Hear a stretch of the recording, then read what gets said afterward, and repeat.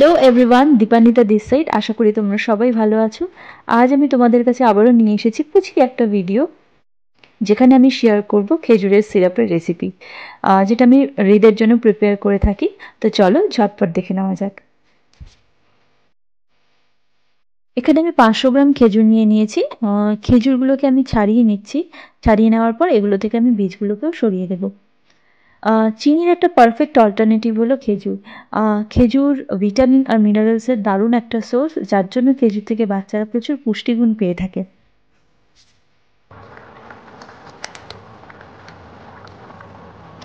দেখো, খেজুরগুলো থেকে বীজগুলো আমার ছাড়ানো হয়ে গেছে। এবার আমি খেজুরগুলোকে খুব ভালো করে ধুয়ে নেব। ধুয়ে নিয়ে তার মধ্যে বড় কাপের 3 কাপ জল আমি নিয়ে নিচ্ছি।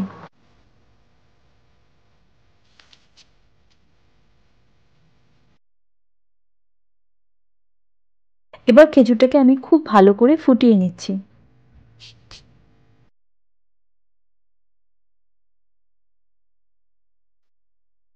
দেখো, খেজুরগুলো আমার ফোটানো হয়ে গেছে। ফোটানোর পর আমি বেশ কিছুক্ষণ রেখে দিয়েছিলাম, মানে একটু ঠান্ডা হয়ে গেছে, পুরোপুরি ঠান্ডা হয়নি।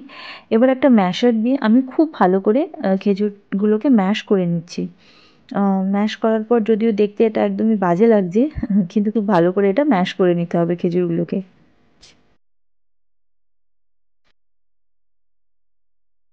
এবার একটা দেখো পরিষ্কার সাদা কাপড় নিয়ে নিয়েছি। সাদা কাপড়ের মধ্যে আমি খেজুর আর ওই জল যেটা আছে ওটা পুরোটাই ঢেলে দিয়েছি। ঢেলে দিয়ে ওটাকে খুব ভালো করে চেপে চেপে খেজুরের যে রসটা আছে সেটাকে বের করতে হবে, মানে যাতে একদম ছাঁকনির মতো ওটা রসটা বেরিয়ে যায়। আর যে ছিবড়েগুলো পড়ে থাকবে না খেজুরের, ওগুলো দিয়েও কিন্তু মানে বেশ হেলদি লাড্ডু করা যায়। ওটা খেতেও খারাপ লাগে না, বেশ ভালো লাগে। তো ওটাও ফেলি না, ওটাও রেখে দিই।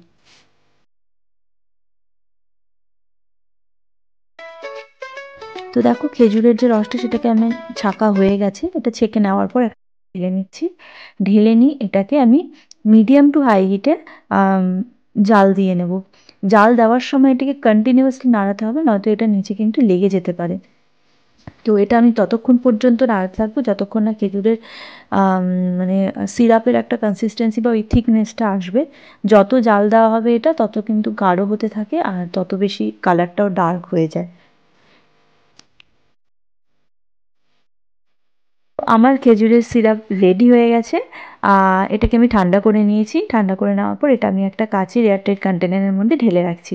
এটা আমি এখন আরামসে 2 সপ্তাহ ইউজ করতে পারবো। আর এটা কিন্তু আমি ঈদের খাবারে এবার যখন যেরকম প্রয়োজন হবে তখন সেইভাবে আমি ইউজ করব। আশা করি ভিডিওটা তোমাদের ভালো লেগেছে, অ্যান্ড থ্যাঙ্কস ফর ওয়াচিং।